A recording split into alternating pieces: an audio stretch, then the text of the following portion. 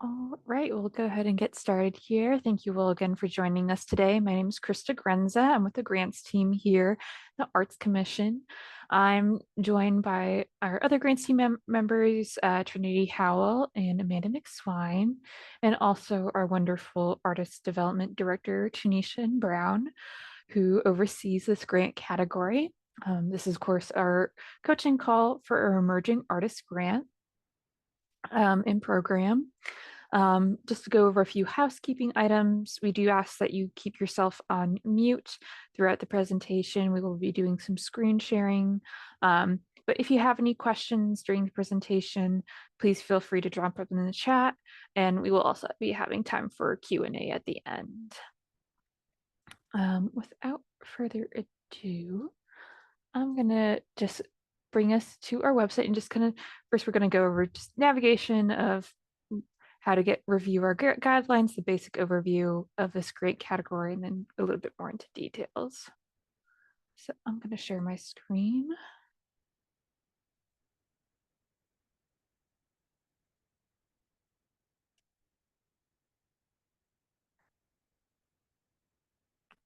Can everybody see that all right? All right.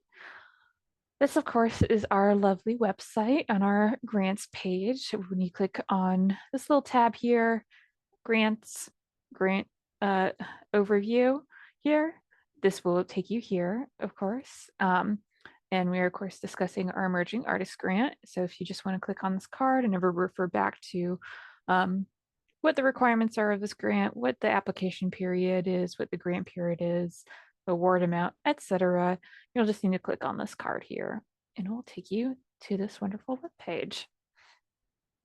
So some basic key facts about this grant are the deadline for this grant is next week at 5/23 at 11:59 p.m. It is for July 1st through December 31st of 2025. And it is for eligible South Carolina artists in the first 1 to 5 years of a career in a specific discipline to support and develop their career in the emerging discipline. So, and it is up to $1,800. Tanisha, do you want to talk a little bit more about the purpose of this grant and kind of a little bit more about the program as well? Yeah, sure. Well, first of all, I'll start where you ended in saying that we consider emerging artists that are within the first 1 to 5 years of their discipline. It's not about age, and it's not about your overall years of experience as an artist. What do I mean by that? If you are a performing artist and you have switched from theater to playing the piano, and you're within the first 5 years of your professional experience playing the piano, then you are an emerging artist in that way. The discipline is still performing, quite possibly, and highly likely, of course, but versus theater, for example, performing as an actor or actress on a stage, you are now newer to the piano. We are all here for deepening your artistic practice, of course, overall encouragement of your career growth. As Artist Development Director here at the Arts Commission, my work is all about supporting your career growth and sustainability. And so, that is the focus of the Emerging Artist Grant. It is absolutely project-based. And what that means is you are furthering your body of work throughout the time that you would be with us from July 1 through the end of December. Krista? Just really quickly, is anybody else having an issue with the screen share, or can you all see the Emerging Artists Grant guidelines page? I see, and I see that you just scrolled. I can see it. Okay, great, awesome. Just want to make sure it's not a occurring issue. Thank you for bringing that. Thank you for confirming, Krista. And I also want to add that up to $1,800, almost forgot this note. Once a grant award, if you were to receive the grant, once it is awarded, once your contract is confirmed, we cannot increase your award if there's a consideration that you might have left out. We'll go into that a little bit further about the things that the grants can cover, but Mhm. I just want to point out here that the maximum award is $1,800. I encourage everyone, when you look at your budget and all the things that you need to bring your project to consideration, that you ask for the most that you can receive, and because there, it never fails that there's at least one artist who says, oh, I forgot this one thing, but then that becomes an out-of-pocket expense. So we're going to go into greater detail about all of that, and the fact that this is a no match grant a little later, and I'll pass it back over to Krista to so that we can move forward in that process. Yes. So, continuing a little bit about eligibility, as Tanisha touched on a little bit of the 1 to 5 requirement of being in the career and new discipline. She touched on that, but you must be a practicing individual artist and not in an ensemble or group. You cannot be on applying on behalf of even a duo. Like we both want to do this, you would have to apply separately as separate artists. Um, and not for like my own theater company. If it's just for you to for your own professional development and all that, that's fine, but it has to be on your own. And in one of the approved disciplines here, um, you must be a legal resident of the U.S. and South Carolina state, and in the state for during the grant period and for at least 1 year prior to application. Must be 18 years or older at the time, and you must not be a degree-seeking student. Um, that also includes any master's courses, or if you're going beyond high school or bachelor's associate's degree. And I don't think this will be a large issue, but if you are related or immediate family member of the Arts Commission or one of our commissioners, you would not be eligible to apply for this grant. Thank you, Tanisha, for also uh, including the link to the guidelines. So no real restrictions on eligibility here, besides those or other programmatic restrictions. For use of funding, we do have a little bit more detail here, and we encourage you to really consider this when you're thinking about your project-based grant. Um, so this is a project-based grant. When we say that, it means you have a end goal in mind, especially, and it's not professional development oriented. You're not going to a conference. You're not um, doing it for operating support of your small business. It is for creating a body of work, artwork creation, could be arts instruction, exhibition. Tanisha, do you want to touch on this a little bit? Yeah, so we mentioned that earlier that this grant is to further develop your body of work. So essentially, you are working on a new project, creating a new piece of work or new pieces. It doesn't have to be just one thing. It can be a collection. It can be a series. It could be, continuation of ongoing work. One consideration that you should make if you've previously applied for a grant request with us is that this must be for some new phase or new project element. You can't receive a grant for the exact same elements that you've previously applied for a grant support request with us before. So there's that part of it. Krista mentioned that this cannot be for professional development. You will receive professional development as a part of this grant. It's a grant and a program. And so we'll get into that as well further. But you will receive that, and we will ask you questions in your application about the benefit of the professional development component. That is access that you'll receive directly from us. We're not expecting you to find an external mentor or anything like that. We will take care of that for you, and we will discuss your individual needs along the way if you were to receive the grant.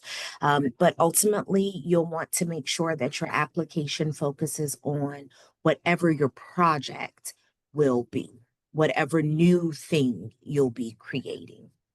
Is that Yep. fair? Does that make sense? And so kind of going into that a little bit more. So for the actual funding of the grant project within, and we'll show it in the application when you kind of preview it, you'll have a budget to fill out where you will list your projected expenses. And we do ask you to be as specific as possible. And so allowable expenses that grant funding would be able to cover would be supplies and materials. So like sheet music, canvases, paints, any supplies to go into your artwork creation, any equipment that might be needed. If this is to improve your pottery studio and you want a new wheel, that is totally acceptable. Um, any art related furniture, stands, easels, etc. Or if you need professional services beyond what you can do, if you're working on a film and you need an editor for your music, that's perfectly acceptable. But it is, uh, but just to put a little asterisk at that, um, no grant funding can go to your own creative time or salary, and none of your living expenses can be covered by grant funding. So that includes your own salary, honorarium, stipend, or your own rent for your own apartment, or utilities, or food, beverage costs, or per diems. That's right, Krista. And just to note here as well, while you can pay other professionals, you can, in other words, you can pay other collaborators. Krista mentioned that you can't apply on behalf of a group or a collective or something like that. You would go through this process as an individual artist, but you can pay your collaborators if you are working in a collective or have an arts-based business, working in some sort of a group or on a project that requires you to not be the sole artist involved. So whatever that collaboration looks like, we do encourage you to pay your collaborators, pay other artists. We want you to also be paid as an individual artist. The reason why our grant funds cannot go towards a group, beyond the fact that you're getting this experience as an individual, with professional development components and so forth, is that we can only pay a single individual. We can't pay more than one person out of our grant support. And also, you would have the ability to profit off of whatever you create. So you wouldn't pay yourself out of the grant as a result of that. You just put the money towards whatever the overall project needs would be.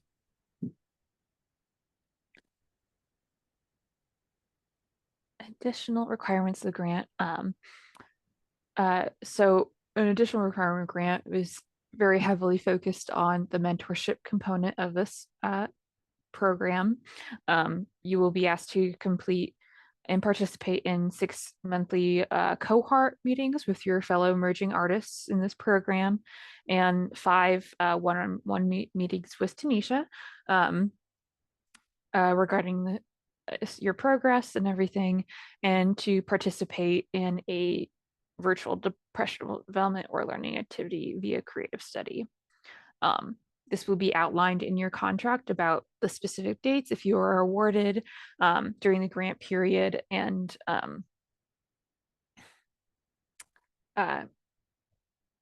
we ask that you uh, um,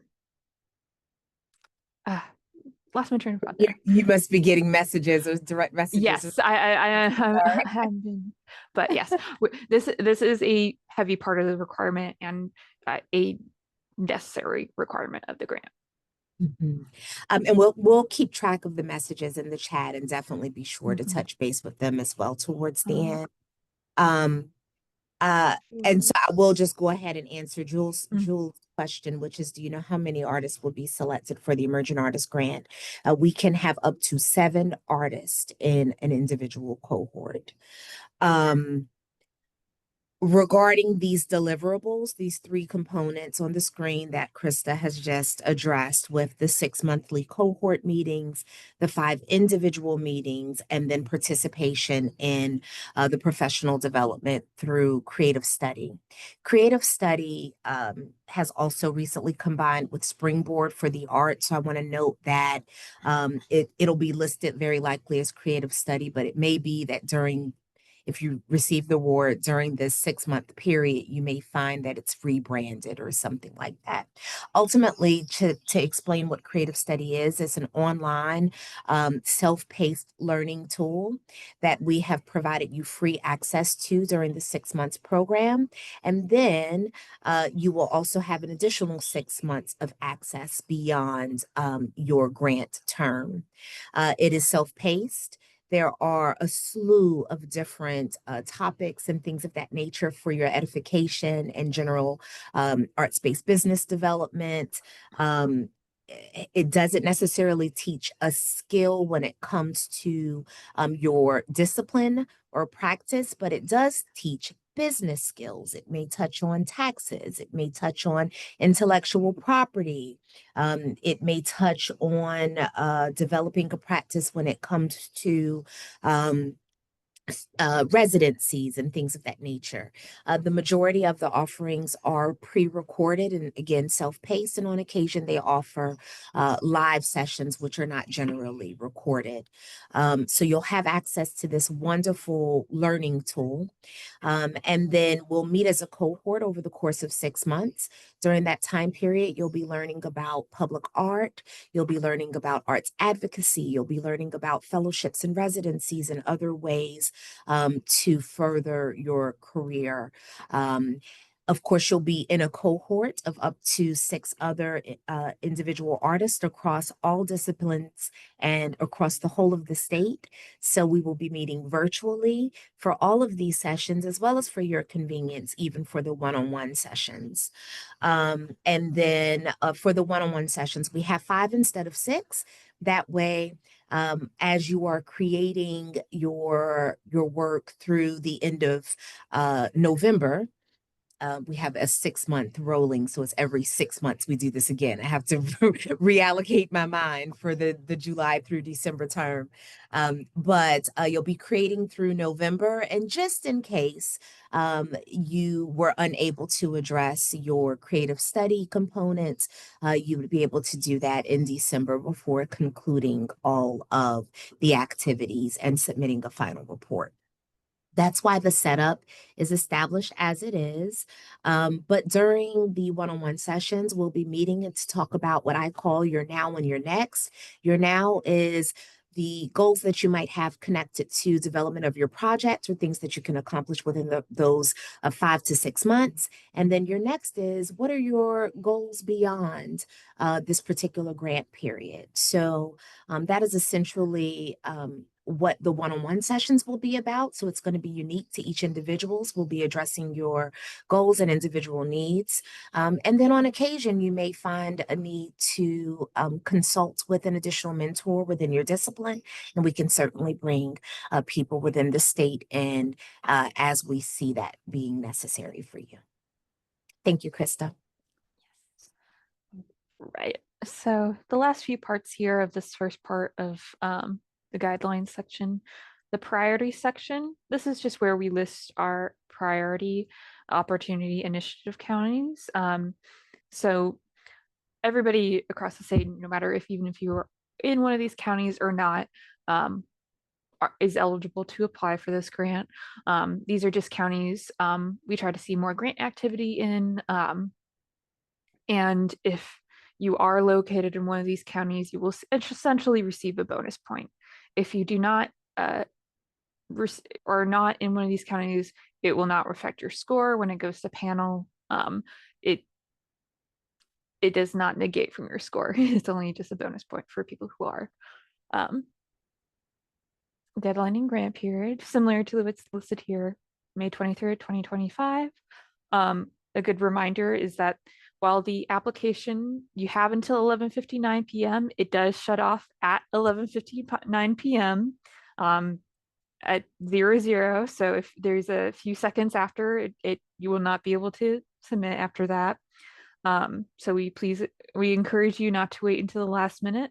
But we do understand technical issues abound, but please be aware our grants team is leaves after 5 p.m. and it may take some time to get back to you, depending on the issue. But if you do encounter any technical issues or um, questions about the grants portal, please reach out to the grants team and we are more than happy to assist you. And yes, we've gone over project activities will happen between July and November, and program activities, the mentorship will occur through December with a final report due in January. We'll get into that a little bit later. Funding match up to $1,800. There is no match requirement, but just so you know, this award, as all of our awards are, is considered taxable income. And grant criteria. So this is our rubric for the application. We'll take a look at the application in a little bit, but each of these questions and scoring sections relate directly to one of our questions as sections in the application. So Krista, it's good. before we go further into the Yes. rubric, may I touch a little bit on that $1,800 grant award and the no match component? Yes, Okay. absolutely. Our grants are generally reimbursement grants. What does that mean? You will not receive the full $1,800 at the start of this term. What you will receive is 50% of the grant award, whatever your requested amount is, up to $900.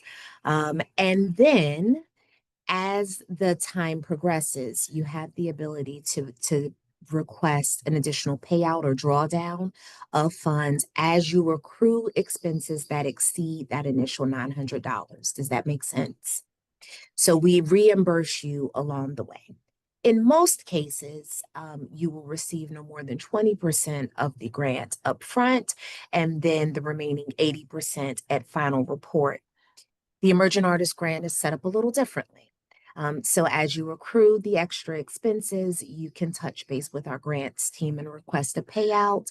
But you want to definitely consider that reimbursement component, that $900 being dispersed at contracts, of course, snail mail or direct deposit time processing and all of that. Consider that as well when it comes to when and how you begin to accrue expenses. And just understand that 20% of the grants will be reserved until the very conclusion and the final report period. So I think for this, Tanisha, this for this, it's 10%. I thought okay, so Let me they're double. not going to I can double increase it to check. 20. Right now we have it in our Okay, guidelines. even better. Yes. So, um, Yes, up to 40% into interim payment requests, and then any if you receive after that perfect. 50 and then 40 and Good. then 10%. Um, So that means that at least 180 or at most $180 will be reserved until after the final. So I really want to point that out because planning wise, you'll want to think through that when you're applying for the application and thinking through how and when you'll begin to make your purchases towards the project, or even consider how you'll pay out your collaborators as well. Okay. right. So, uh, we can talk a little bit more about if you were awarded in a little bit, but continue on the rubric. As I stated before, each of these questions relates to a section of the application. So we strongly recommend that you review this as you're completing um, uh, your application. Have this pulled up. We do also have a PDF copy available here for you to download. But it is divided up by narrative, by your work samples, by your letter of rec, your resume, and your budget. Tanisha, do you have any items to add for this section? I would just say that you should strongly pay attention to the far two right columns and use this rubric when you're filling out your to ensure that you're answering the to the extent that you can, as much detail as you can possibly provide in each section. The far right scoring area, 8 to 10, for example, is the highest scoring area, and understand that those accepted into the program will be the top scoring individuals. So if you shoot for the far two right columns, in the way you answer your question, then you'll set yourself up for best success. Just giving the first example with project description, for that area, you'll want to be sure that you provide very thorough and detailed description of the project that you plan to accomplish. So just use this rubric as a guide in each section of the application. If you have any questions about your individual projects and how to best present your overall goals in the application, you can certainly reach out to me and I'm happy to speak with you. Of course, I'd just be giving you guidance or advisement, and it's up to you to explain as best you can what your overall project goals will be and to answer the questions accordingly. Um, but also just keep in mind when we discuss the application portion of things, simply answer the question. It doesn't have to be a diatribe of information that you provide, as long as you give thorough explanation and detail in just answering the question, then you'll be fine. One area that stands out to me that can trip up an applicant is for the use of funds, the area around the budget, financial resources, and budget details. In this area, we'll ask you a question that essentially just says, if you were to receive the money, how would you spend it? Right? We don't mean what are your financial circumstances that require you or led you to seek grant funding from us. That is not the question. We simply want to know, if you had the money, how would you spend it? And of course, that question should tie in directly to the actual budget that you'll provide for us. And Krista will go over more about the budget itself a little further down the line, as well as the use of funds. It should all be relative to one another in support of your overall project. Right. So I'll briefly touch base here on how to apply. So we use the grants portal, our system found it. So if you've not set up an account, you will need to do so in order to apply for this grant. Um, you can click this big yellow button, orange button here, and it will take you right to the login page where you'll be able to create an account if you have not done so already. If you have any questions about the grants portal, please feel free to view our FAQ page. We are in the process of updating it. So if you have any additional questions, please reach out to the grants team. We are more than happy to help with that. But we have some basic information here as well. Work samples, I will briefly touch on this just because it is a rather hefty section. And I would encourage you to take time to read it on your own. So work samples will depend on the discipline you are applying under, since different disciplines have different ways of showing your own work. And but it should be representative of the discipline proposed in your project application. So if you were previously a painter, but you are now a learning the violin, we would like to see your violin performances and not your art, your visual arts. Since you were playing in a very specific discipline, should demonstrate the range of your artistic ability and include samples completed within the last 5 years, so 2021, 2025.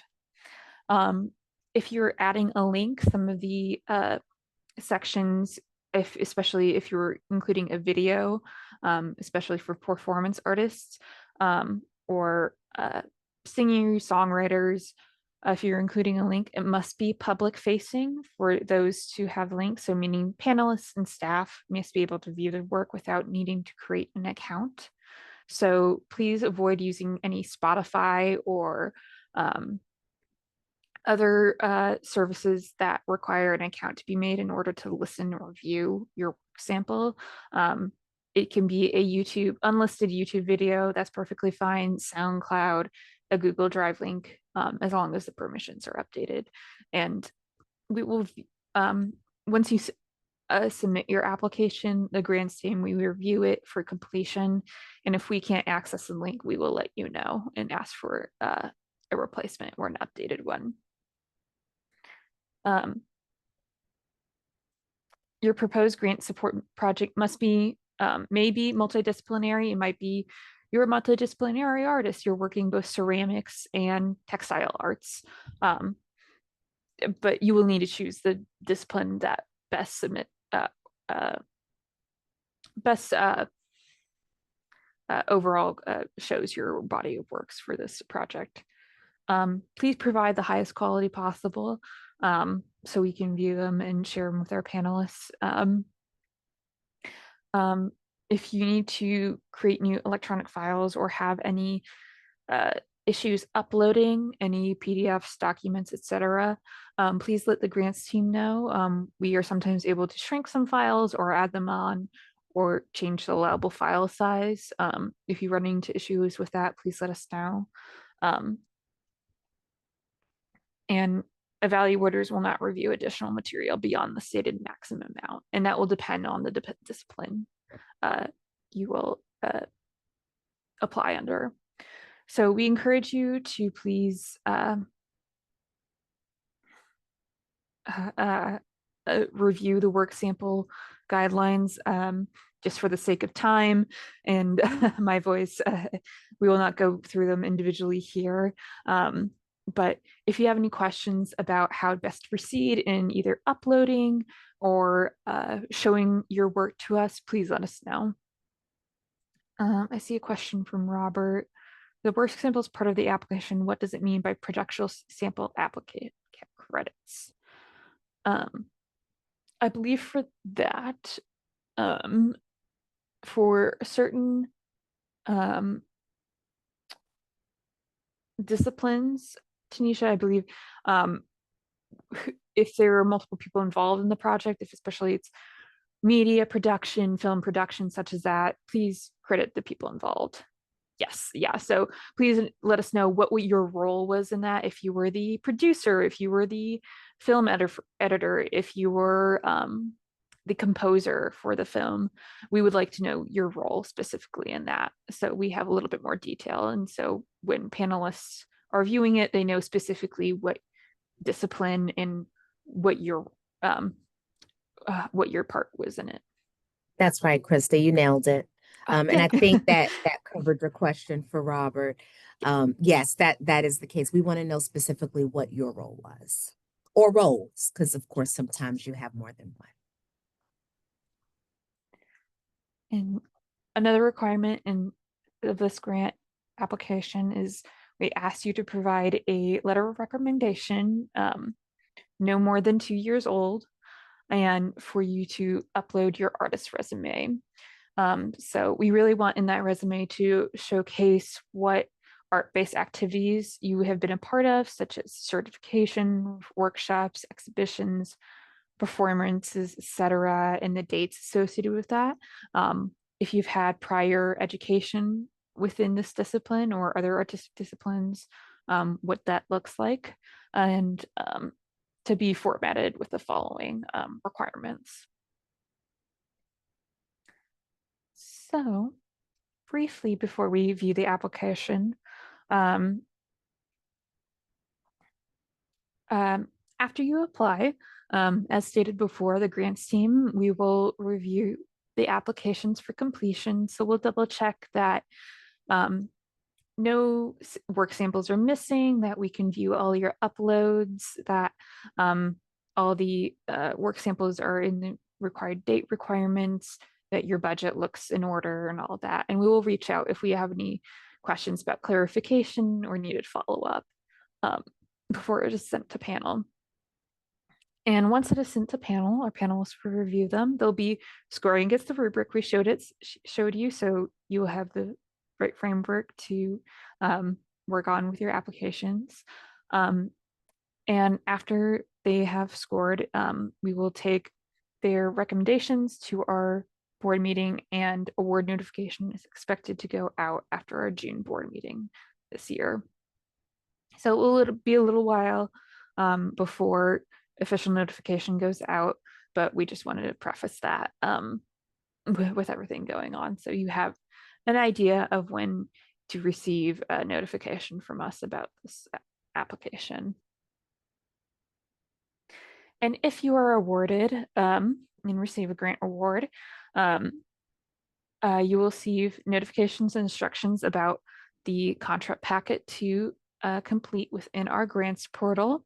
It'll have very specific step-by-step instructions on how to do that and what you will need to review and sign, as well as your contract document, which will have all the relevant dates and deliverables, such as when your cohort meetings will be, when your one-on-one meetings will be with Tanisha, and what your official grant award will be, and your grant period.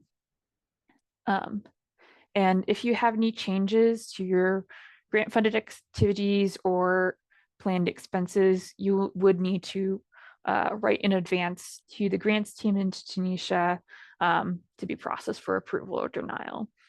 So we make sure that's in the scope of your application and your project that you set out with. And then just to reiterate, 50% of the grant award will be released after we receive your contract packet and review it. You can request up to 40% more of the grant award after that, and then 10% will be held until after your final report. And all grantees will be required to submit a final report. This will be a fairly simple document where you will just report on how your project went, what parts went well, what parts changed from what you thought was going well. You'll report on all your actual expenses versus your projected ones you had in your application. Um, and after that, after you fill that out, you will receive your remaining grant award. So from start to finish, that's kind of the process of our Emerging Artist Grant. I'll take a quick break here. So, Yeah. I'm so happy to see that it's still just 10%. So this goal, part of our internal goal is to lower the barrier for emerging artists. And so that's why this grant is not matching a matching grant or it doesn't have a match requirement. And also to assist with that, the fact that you can continue to request the drawdown up to just the 10%, and that's the only amount that remains after final report. It's all to assist you in really further establishing yourself in that particular practice. And so that's really one of the things that I love about this grant the most. Do you have any questions for us? I was going to share my screen for, yes, but we can Okay, do questions really quickly before I share my screen with the application. okay. I see one from Dina or Diana. And then I saw Kara nod her head. Uh, what was that? Deanna. Deanna. Thank you, Deanna. The question was, if one does not receive the grant, will the panel comments be shared to help improve for future entries? That's a great question as well.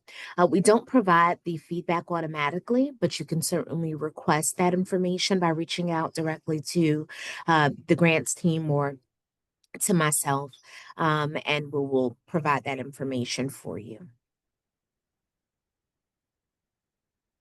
You're welcome. Kara or Cara, which one is it? It's Kara, thank you. Thank you. For the use of the funds, can we put in our budget, like if we wanted to attend an artist residency to like work on the body of work, can the funds be used towards something like that? It can, but it cannot be the majority of the request, right? Because it's to support ultimately, yes, the body of work. One thing that you'd want to consider about your opportunity to attend a residency is that while you can certainly do that, think about what time commitments you may have with that residency and their requirements to participate or engage with the community or whatever it may be, versus your time commitment to the cohort meetings as well as the individual sessions. Now, about the cohort and the individual sessions, we will meet according to, for the cohort, everyone's best availability. So, part of this process, if you are someone we are considering, is that you'll submit essentially like a quick survey, confirming your understanding of the process, explaining what your availability is to participate. It's best that you have some open and flexible availability. If you are only available during 1 hour every day during the weekday, then that may not be the best availability for the whole of the group, and that may remove you from potentially moving forward in this process. Does that make sense? So the cohort meeting is, as much as I possibly can, set according to your mutual availability as a group of 7, as well as my availability. And then also, for the individual sessions, I try to align it to where, I'm meeting with each of you during that 1 hour period throughout a single week. And again, it's best that you may also have some flexibility there just to make sure that we can align everyone's schedule as best possible. And I see Deanna also had another question about, well, I'm sorry. Did I answer your question, Carol? Yes, I guess what I'm hoping to use some of the funds for is just, my studio is just like in my bedroom right now. And Okay. like the project that I want to work on requires more space. So could the funds be used for some sort of studio space? Yeah, okay. So yes is a simple answer.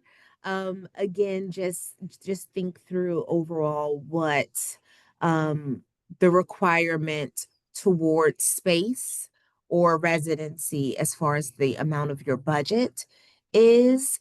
And also be sure when you're filling out the application that you don't select that this is for professional development, at a residency or whatever the opportunity may have been. The majority of your funds should go towards the things that's going to be materials and any potential collaborative costs. You can put the money towards that. My concern here is if it's up to $1,800 and say you're paying the studio rental and studio rental is $200 a month, for example, over the course of 6 months, well, that's at least $1,200 gone out of your budget. Does that make sense?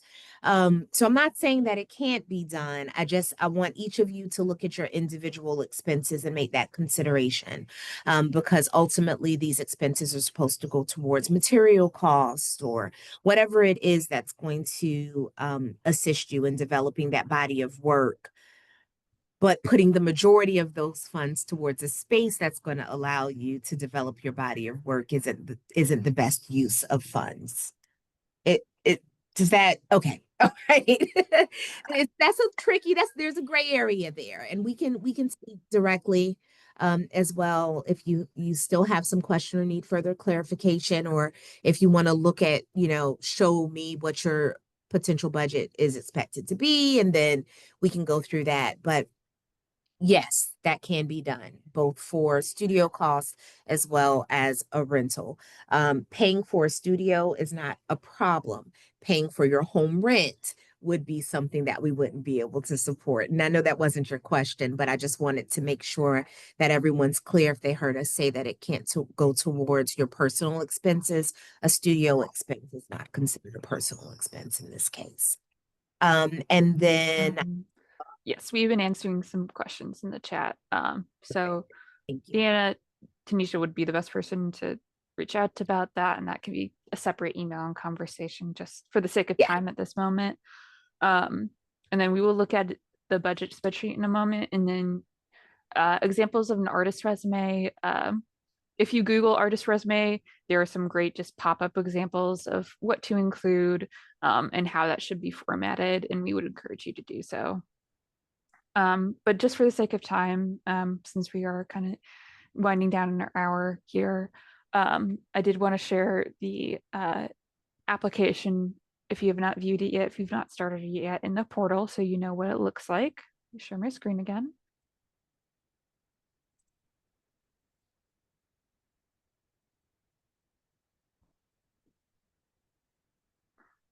Right, there we go. So it'll look a little bit different from you on the applicant side of things, but this is what it will look like for the most part. You will have to complete this eligibility section, just confirming that you are eligible to apply and receive this grant. For you to make sure that you understand that these are requirements, that you'll be the contact for this grant throughout the grant period. Since it's an individual artist grant, we expect this to stay the same. The name of your project, and then this question, depending on what you click, will take you to the specific work sample and have branching logic to the specific work sample discipline that you will be uploading work samples for. So if you're uploading work samples for visual arts and crafts, this will pop up afterwards. But if you misclick that and you're like, oh wait, I'm actually poetry and prose, you'll see this. And then you will click the activity type that best fits with your project. This is the narrative section. You have plenty of space for these questions, and they correspond to what's in the rubric, as we stated before. And then if you're serving any opportunity counties that we had listed, please let us know, and we'll take that consideration. Is the space to upload your work samples here, and it will look different for each of the different work sample disciplines. But if you have any questions about those and or trouble looking into it or uploading links, please let us know. We are more than happy to help as per usual. We do have a permission to use work samples. If awarded, we would like to highlight your work in the announcement and possibly throughout the grant period. So this is just to maintain like your rights to it. If you don't want us to use that work, please let us know. Or if you say, yes, this is fine, please select the relevant answer. Your uploads for your professional letter, rec, and your artist resume will be here as well. And then for your project budget section, so this is the budget section, we have some reminders here of maximum request. It's a no match grant. I will pull up the budget in a moment here, but we do ask for descriptions for all items listed in here, or we will consider incomplete. And for it to be an Excel file, if you're using numbers, after you have finished completing it, please make sure to save an Excel file. We are unable to view or download or for you to upload numbers files here. So it must be an Excel document. And there's a section here for you to go through and double check. And since it's a no match grant, all of your use of funding should be stated here in the budget. And I will pull up the budget here in a second. Right. Can everybody see this? All right. So you'll state your name here. So Krista Frenza. You'll want to make sure the correct match is selected. So it is a no match grant for it to calculate correctly. And you'll want to put $1,800. And in this section, this description column, you'll write the descriptions of the items you're planning to purchase. So if you were doing 12 cans of paint from Blick, and that's $500. The form will automatically calculate how much of your grant request, how much your eligible grant request will be, and what your income and surplus deficits will be. If for whatever reason your project is going to be more like $2,000, like I'm have expenses over that, we do ask you not 20,000, to show us where the additional income to cover the remaining expenses is at. If it's just your out of pocket cash, you can just, or out of pocket funding, you can just list applicant cash here and make up the remaining difference so it balances. So we know that you have the remaining expenses covered, since the maximum request is only $1,800.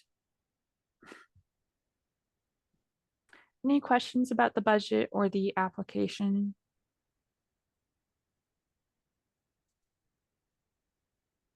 I did have one question regarding because in the guidelines it says to provide a professional letter of recommendation within the first 1 to 2 years. Um, would this be with professional artists that you've collaborated with, or would this have to be specifically from people who have instructed or mentored you previously? Either. It could even be a curator or a venue space that you may have worked with in the past, someone that can speak to your talent, someone that can speak to your professionalism, but certainly recent experiences as well. Thank you. You're very welcome. Any other questions?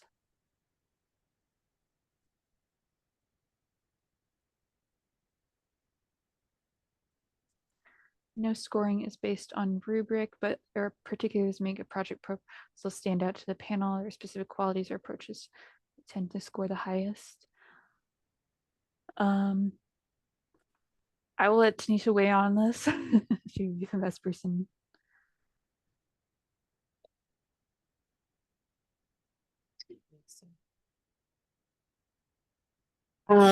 The best thing to do is just to answer the question according to the furthest right columns. There isn't a situation in which a discipline scores higher more so than another.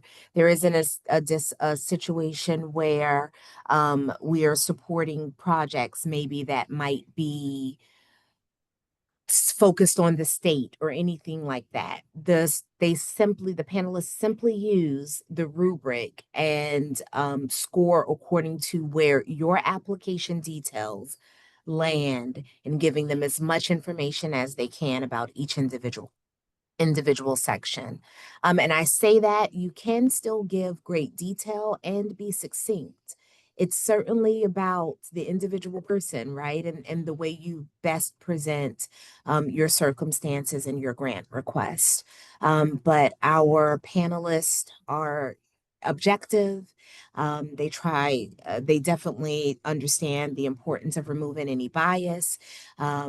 We, especially the grants team, also takes a look at that feedback and all of that. And so,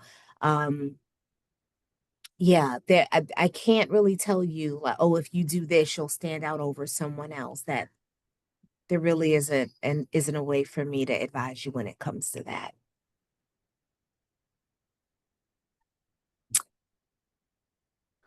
With the budget items, lists need to have links to items requested. If you can be as specific as possible of like, I'm going to purchase it from like this site or this store, that's enough for us. We don't need links in the specific budget form. If we need additional details, we'll let you know.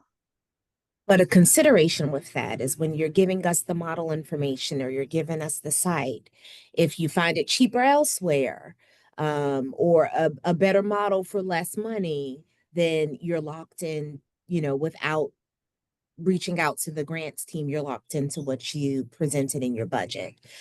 So another consideration that I would urge you to make is if you find something that's on sale, it might be best practice to use whatever the regular price is, because if it's not on sale when you buy it and you're having to pay that increased amount, then again, we can't increase your award just because the item is now more expensive. Now, if you quote a certain amount and it's less expensive, then we can certainly discuss, how you might use the difference in available funds.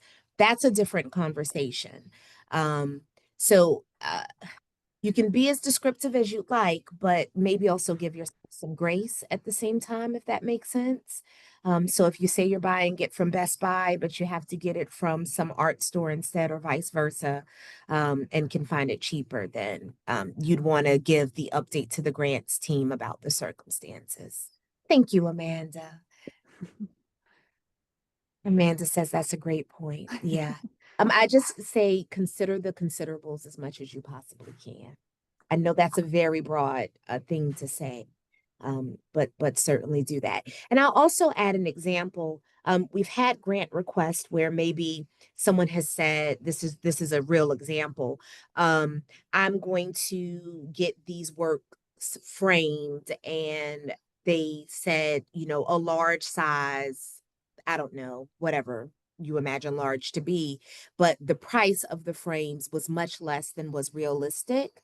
And the circumstances in one of those cases was, oh, that person hasn't had, work framed recently and didn't get a quote. And so they used, old numbers. When I was doing this before, it was less expensive. And another situation was where someone said, oh, well, I'm getting the friends and family discount. Someone's going to make the frames for me and I only have to pay for the materials. Well, certainly you want to get a realistic, up-to-date quote. And then on the other end of things, when it's a situation where you're only paying for materials, that's worth noting in the application so that someone who's reviewing it and scoring, how realistic your budget is, according to that rubric, understands, oh, well, this person isn't giving a more realistic quote for this thing because of these circumstances.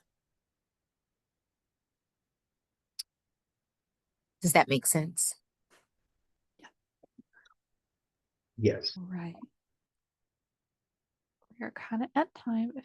Any last? Yeah, Kara, yeah, go for it. I just am seeking a little clarification on like the project description versus the purpose and goals. So like the description is more kind of like using quantitative things like I will be using an 8 by 10 foot room. And then the purpose and goals is naming like themes we're addressing.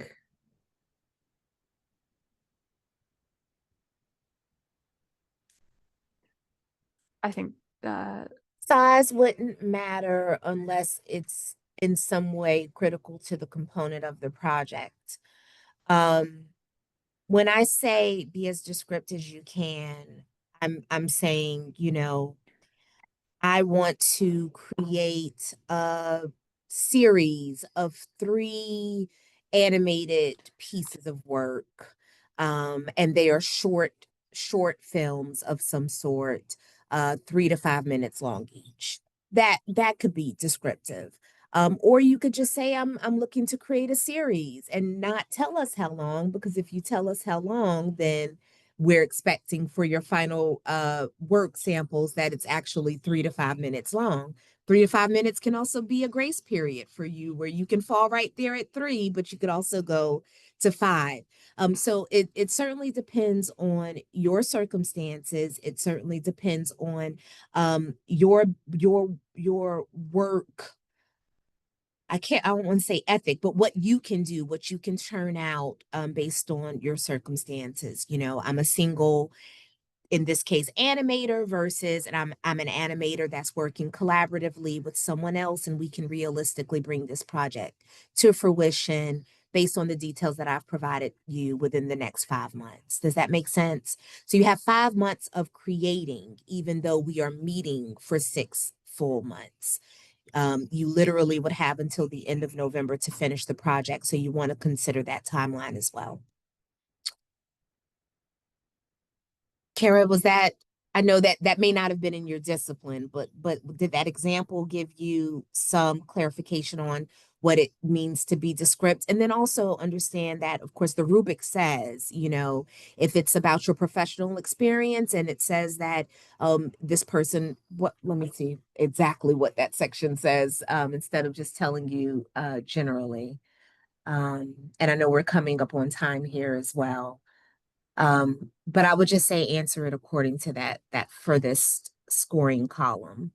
Um, where's my rubric? If you have it up, Krista, since you were sharing your screen. Yes. Okay. Yeah.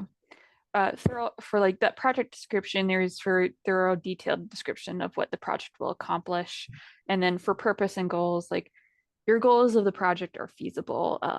They're well planned. You have like a timeline for them, and the description of the project description of like I'm going to be creating 10 pieces of art based on Greek mythology. These are what they're going to be, and the goals more of a